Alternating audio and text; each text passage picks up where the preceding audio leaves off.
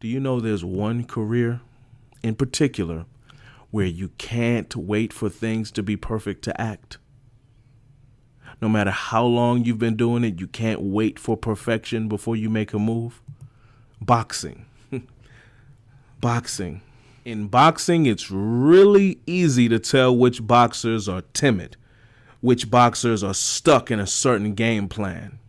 In boxing, you can tell in a matter of minutes sometimes which boxers have failed to bob and weave. Please keep up with the metaphor. Those who were determined to do things their way, no matter what. Do you know how you can tell? Know how we can tell which of the two boxers that they are? Because they are the ones on the canvas. They are the ones who get knocked out.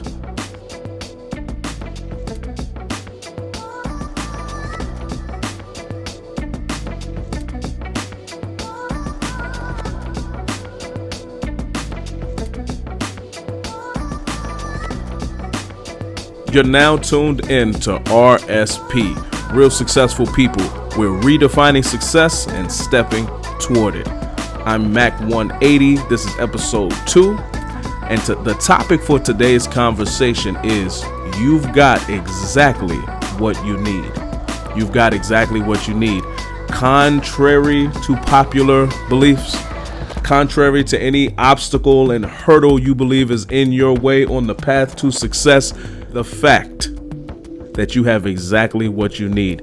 But before we get into the topic, let's hop right into our RSP segment. This is where we highlight someone's success story, right? But someone whose story we can imitate, someone who put in the work to be successful.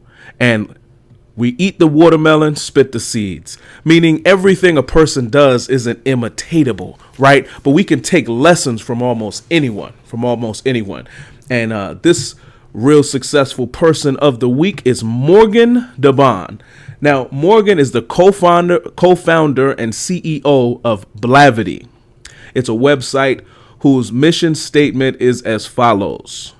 Our vision is to economically and creatively support Black millennials across the African diaspora so they can pursue the work they love and change the world in the process.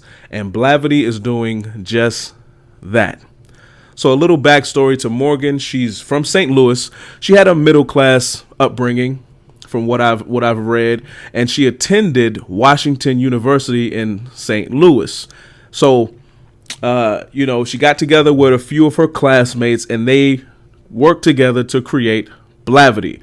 Now, it's interesting because originally she said she wanted to be a teacher. She wanted to change the world from the classroom by educating America's youth, especially young Black men and women. But after studying for just a little while, she realized that even the most successful teachers and principals, they're bound by certain regulations that she just did not want to have to deal with, right? So next, she decides to be a politician. So she switches her major to poli-sci, to political science, and she participates in student government. But, unfortunately with that route, we all know what comes with being a politician, and she soon realized that, or I should say what can come with being a politician, the stigma that they carry. But so in her experience, she realized that everyone was influenced by money, even the passing of laws. Financial gain was the driving factor, not a desire for progress. And that's what was on her heart, right? So she asked herself the following. She said, how do I both help the people that I care about in my community and make enough money so that I can influence other people to make better decisions, right?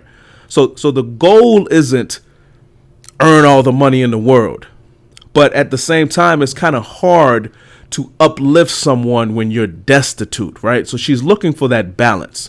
And so as she's, pursuing a major, she landed on technology. And specifically, she said technology and entrepreneurship will give me both the consistency in my life, the status in my life, and the freedom in my life to fulfill the goals that she had. So she graduated. She moved out to California, to Silicon Valley, and she worked for Intuit. Now, during her career there, she says that she created dozens of side projects, different websites before, hitting it out of the park with Blavity. And she cites a couple of her biggest failures. She says she invented this personal finance calculator for those who are in college because, you start off with no money or little to no money in college, and then all of a sudden you're making $50,000+ after graduation. And most people make these big mistakes because they're not trained how to manage their money, right? How to allocate funds to different necessities in their lives. But, there's so many of those that really never got off the ground. She also invented a thing, her and some friends, called Quad Connect, where it's another thing that was kind of helping students because she realized that towards the end of every month, students had used their meal tickets. They'd run out of money for the cafeteria. And so Quad Connect was a way back. This is before Facebook events. She says this was a way for students to be linked up with free food. So, different events that had free food in and around campus. That's what Quad Connect was for. But all of, those are types of ventures that the untrained eye would look at and say, oh, these are failures. But she kept going. She kept going. Even this is while she has a full-time job. She has these types of side businesses. So while working her full-time job, she never lost sight of her goal, which was to create products and experiences that celebrate Black people. And in 2014, she started Blavity, and this was a digital-first, mobile-first platform. And she says that at the time, most Black media outlets still focused on magazines, television, etc., while the world was changing before our eyes. And as a matter of fact, Blavity started out as a newsletter, and then it became a YouTube channel, and finally a website, Blavity.com. And so now she's digital first, mobile device first. She says her website was ugly. And so then she redid the site and tried to get everything nice and pretty, and people still weren't coming to her site. Mind you, this is a woman who's trying to make a platform to celebrate Black people, and Black people aren't even coming. So she switched gears a little bit. She got into content marketing, where instead of just simply releasing videos over and over, she hired bloggers, and they produced content where they would blog about the people behind the videos. For example, they would blog about these things, and she was trying to connect it to the videos because the videos started to live on the site, and YouTube was supposed to be a springboard to get traffic to come to the site, but it just wasn't working. But the blogs did work. And as a matter of fact, she says that the blogs brought in thousands of times more traffic, and they got thousands of more hits than the videos got. And so she ended up changing again. She changed her attack again. She actually started to make her website blog centric instead of video centric. And the videos basically died out. The blogs were relaying the same type of information, but of course it's a different format. And she simply pivoted. Even though she had spent months building a video-centric website, writing hard code, not simply clicking and pasting, but actually coding this site for months. Yet when the blog took over, she made blogs her focus. She recoded her entire website. Now, I watched this interview. I got some of this information from the Wikipedia page, but I also watched Morgan in an interview with on a YouTube channel called Y Combinator. And at this point, the interviewer is in awe reading this story, how she just switched and gave up her first path of the website. And in awe, she asked her, she says, "How do you just kill your darlings? Something you spent 2 months birthing." Her answer: "I kill my darlings all the time, left and right, all the time." She says, I think failing fast is part of how you move in this world. She says, I'm agnostic about how we reach people. She's agnostic about how to reach people. I just want to make sure that we do. So she adjusts, whatever it takes. Whatever it takes to get it done, she adjusts. And she definitely deserves to be this week's RSP. So if we were to ask Morgan, what does it take to be successful? She'd probably tell us that we have to work with passion and expand upon the positive aspects of our experiences. We just saw she does that time and time again. The name Blavity itself is a testimony to this. While she was in college, black students would sit together at lunch and talk, sometimes for hours at a time. And she called those gatherings Black Gravity. Joined together, Blavity. Those conversations, those commentaries on news and perspectives from a handful of students is now being continued by millions. As of right now, Blavity gets several million unique visitors every month. It's a powerhouse. I'm sending a big shout out to Miss Morgan Debaun. Now, before we jump into our next segment, I'd like to shout out our sponsor as well, jayalexia.com, JAYALEXIA. The J. Alexia Superstore features a vast lineup of amazing products, from beautiful categories such as home decor, candles, vases and accents, garden, perfume for women, and cologne for men, to other categories such as kitchen, automobile, household items, electronics, and so much more. At J. Alexia, you will find the perfect gift every time. By the way, enter the code RSP at checkout for a 5% discount on your total purchase. Once again, enter the code RSP at checkout for a 5% discount on your total purchase. Shop jayalexia.com. Find the perfect gift every time. Now, on to the Let Me Mind My Business segment. I have a blog post here from Vandana Segal at wisdomtimes.com. It is titled, Why Finding Contentment is Important in Life. Finding contentment in life seems like a road we all walk that never finds its end. A quick trip to the dictionary says that when we are content, we are happy. When we are complacent, we are saying that we are happy. Life is beautiful, yes, but if I say to you that you should enjoy its beauty and be content with what you have, am I saying that you shouldn't try to achieve more? I don't think so. I look at finding contentment as putting an end to strife and not putting an end to striving. I love that. What's that called? Antithesis? I love that. We're not... To be content does not mean that you're okay with not achieving your goals or not fulfilling your responsibilities, right? Your destiny. That's not the same. There's a balance. You can be headed in the right direction and still appreciate where you are and where you've come from. I love that. Don't ever stop improving. It does not hinder you to better your condition in this world, in your family, or in your career. It's not a bad thing to improve, right?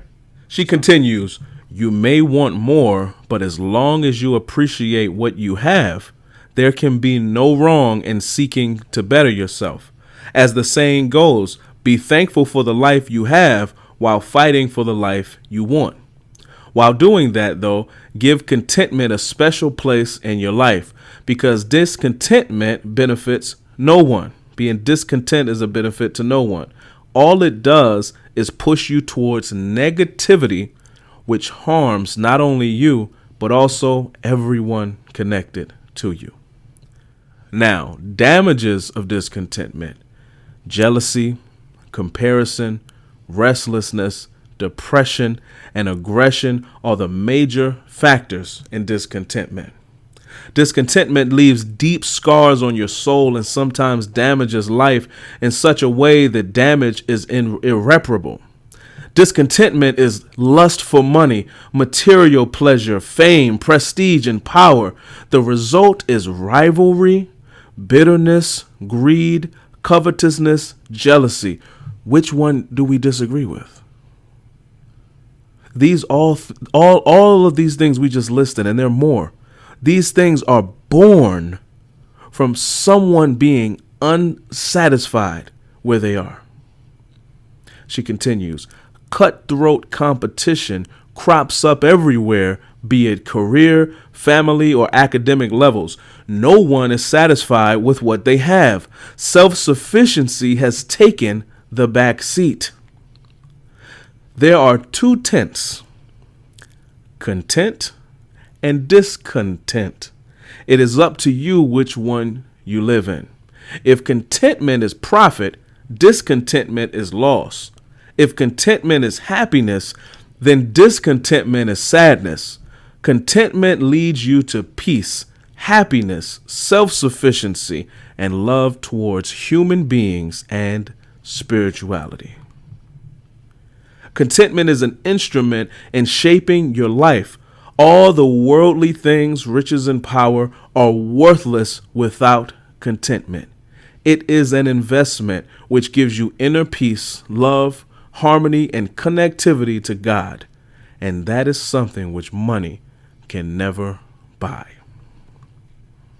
So I've never seen this come naturally to someone. This seems like the type of thing that universally needs to be worked on. We got to get our minds together and revamp our thinking in order to be content at all times, especially because we live in a society that thrives off people who aren't content. We make the economy what it is because we're not content. It's a sad reality. But as far as our personal lives and our personal business matters, it's really important. And I actually have a list here. I'm going to read to you. Here's a list of 10 reasons to be content. 10 reasons to be content. Number 1, you're alive. There's breath in your body. You know, this girl posted on Twitter last week. She said, I need motivation or something along those lines. Motivation, please, or something. And I sent her a tweet. I responded, and I don't remember how I began it, but I ended like this. I said, people drop dead every day. Any effort you make toward your own success today, great or small, is a way to thank God for the life you have. Life is very precious. Life is very precious, and it's definitely something to be content with. I know things can be difficult, but thank God I'm alive. And speaking of God, God gives you more when you're content. When we can appreciate the little we have, that's when we start to get more. We can't be miserable. Think about the parable of the talents. Don't be miserable with the tiny bit you have and critique what if I only had this, if I only had if I only had my mom and dad in a perfect marriage, I wouldn't be where I am today. If I only had a full ride scholarship, I wouldn't. I mean, there are complaints that anyone can make. Not everyone can apply this. And I'm telling you, God rewards us, not out of a debt or anything, but he likes to see people content with what they have. Number 3, you have the ability to determine right from wrong.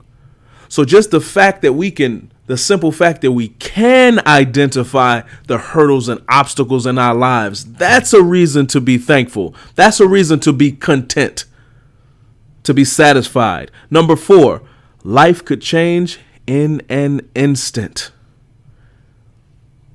And I know you can relate, where you thought you were upset about something, and then right around the corner was something much worse, right? Life can change in an instant. And I don't think it's right for us to look at other people and say, oh God, I'm so glad I'm not in that situation. That's kind of, disregarding their struggles. But at the same time, we can learn from other people that things do get worse. They do get worse, and life can change at any instant. Things we can't even imagine. Number 5, the more content you are, the healthier you'll be.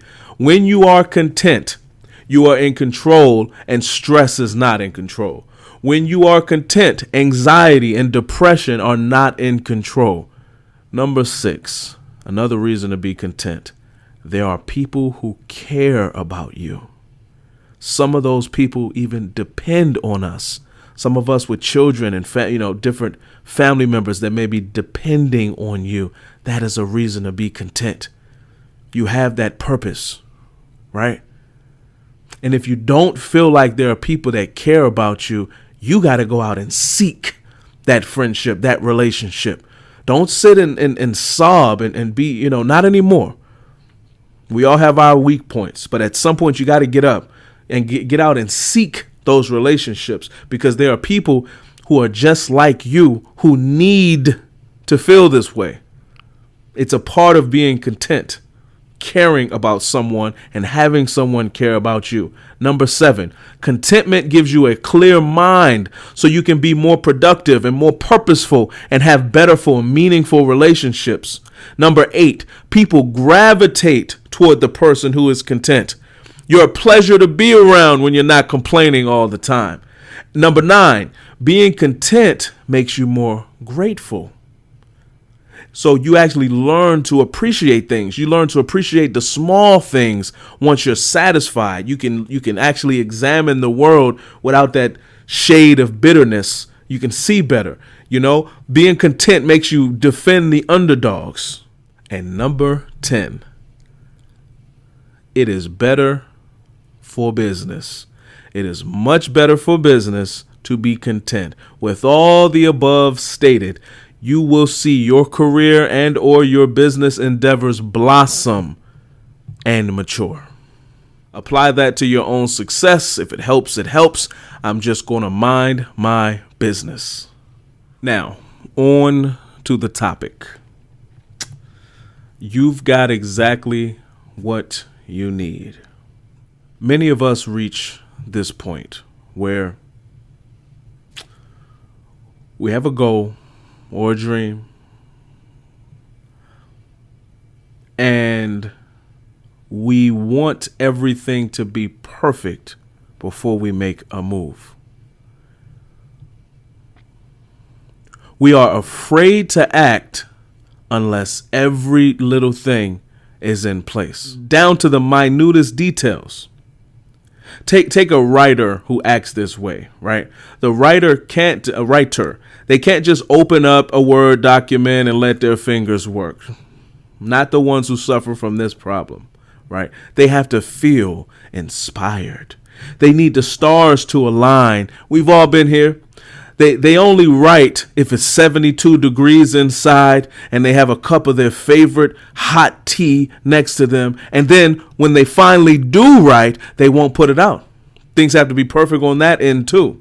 They have the most elaborate plan of release and distribution. It involves a lot of money, which they don't have, and a lot of recognition, which they don't have, before they even begin to put it out. They've made up their mind that they are not budging. And I use a writer as my first example. Apply it to whatever your situation is. What do you deem successful in your own life? Everything doesn't have to be pristine before we get started. And you see, most careers go under the radar. They go under the radar. Most people who are in this situation, it's hard to tell that they are in this situation, because from the outside, you might look like a success, right? Who am I to judge? You look successful to me, but in your mind, you're not living up to your potential, right? Like take a doctor. You would see a doctor as a success. Most of us would. But take a doctor who wants to open his own practice. It's been his dream.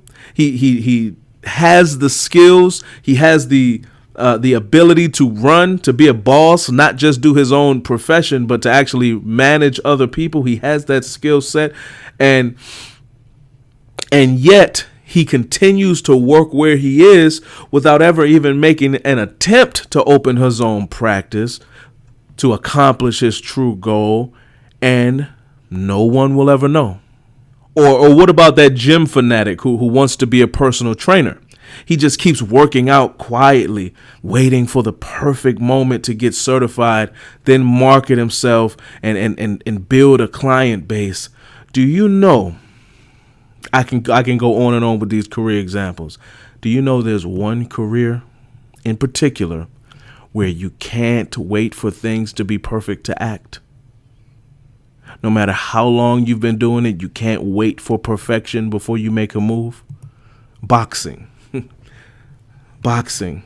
In boxing, it's really easy to tell which boxers are timid, which boxers are stuck in a certain game plan. In boxing, you can tell in a matter of minutes sometimes which boxers have failed to bob and weave. Please keep up with the metaphor. Those who were determined to do things their way, no matter what. Do you know how you can tell? Know how we can tell which of the two boxers that they are? Because they are the ones on the canvas. They are the ones who get knocked out. Styles make fights, they say. Some opponents are going to come right at you with no defense. Those are easy to catch. It's easy to fight someone who's not defending themselves. But others are going to hit you every single time you throw a punch. Every time you throw a jab, they hit you. You throw another jab, they punch you. They punch harder than you, so that's a problem. Should you keep with your jab first game plan? Should you keep that up until you get knocked out? No. Adjust. And I know how it feels. Please keep up with the metaphor.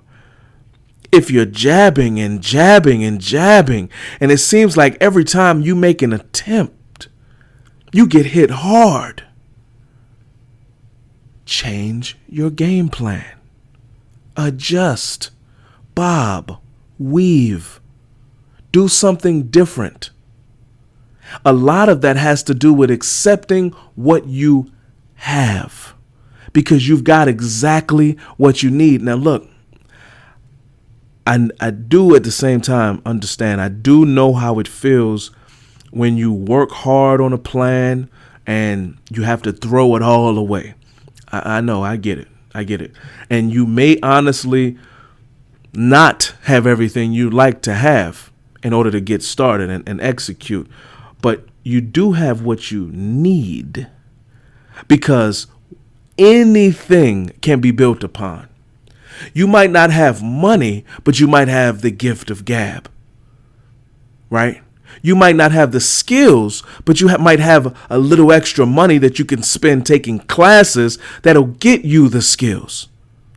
There are some people who have money and desire, but they don't have the time. And then there's some people who don't have the first two, but they have plenty of time. See, everyone has something to get started with. Focus on what you do have. Build upon it. Life is not fair. It's not going to be fair. But here's the thing. Do whatever keeps your back off the canvas. And pick the lesser of two evils. Because it's difficult to change your plan in the middle of it, to change your attack or toward your success, your goals. But it's a lot harder when something bad happens because of us being stubborn. No, look, we have to go with whatever plan works. Let's let go of the plan that looks good on paper only, but when we put it into practice, it cannot seem to work. Because honestly, perfect plans and perfect executions, that's for Disney movies and the CW. In real life, we have to work with what we have. And if we spend most of our time focusing on what we lack, we will never get started, because there will always be something missing. There will always be something that's just not quite there yet. Think about these things. Where do you see yourself in 10 years? What are your goals? What skill sets do you have? What do you think God has in store for you? Go get it. Get to work. That's what we're here for. That's why we are on this planet, to get to work by the sweat of our brows. And it's so true that you reap what you sow. However much effort we put in to get where we want to be, we are going to see it reciprocated one way or another. And honestly, there are only a handful of situations where we have to wait a little longer before we can even get started. That's only for unique situations. Most of us can go ahead and start in one shape, form, or fashion, right?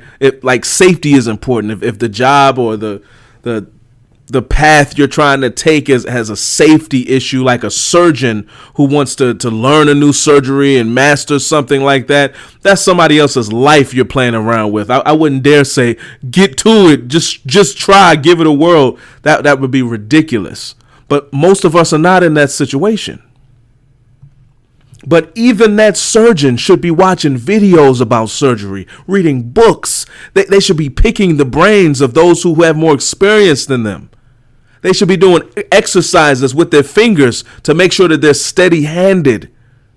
There's always something you can be doing. And every day matters. But if we're not content and we feel like we need so much to get started, we're going to stay stagnant. That's the recipe for stagnancy. Or worse, we'll go backwards. No, most of us do not have some type of safety issue that's holding us back. Unfortunately, most of us are either too afraid that we'll fail, or we're too prideful to have people view an imperfect product. Do not let that stop you. Don't let that stop you. People will actually appreciate your growth. Listen, at some point you have to just go for it and believe that you're going to get better as you go. Practice makes perfect. That's still true. No matter what it is, the more you do something, the better you're going to get at it. The more you do something, the more streamlined your mind is going to be when it comes to the production. Things will never be as perfect as we think they are. Like, think about somebody like Mariah Carey. Her voice is angelic. She's one of the best singers, and she has a voice trainer. What does that tell you? That we're always going to have to be sharpening, getting better, getting smarter, getting wiser, more tactful. We're going to have to continuously modify our plans. There's no excuse to not be doing anything. There's no excuse to wait for years and years before we make attempts to go in the right direction. Make a plan. Keep it tentative, but execute. And that's all I have for you. Remember, shop J. Alexia, and I'll leave you with this. Everyone has a plan till they get punched in the mouth. Mike Tyson. This is Real Successful People, and we're 2 steps in. Yes.